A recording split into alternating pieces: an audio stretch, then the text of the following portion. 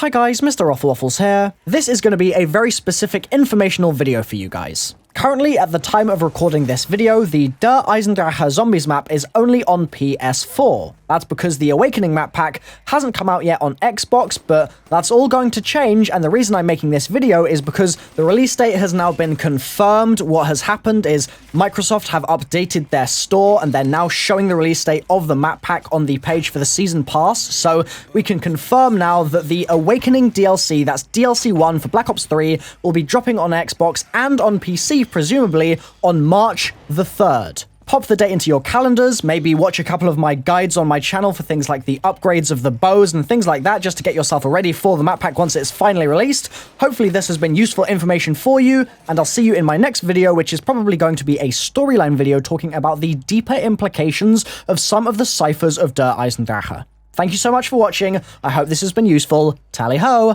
bye bye.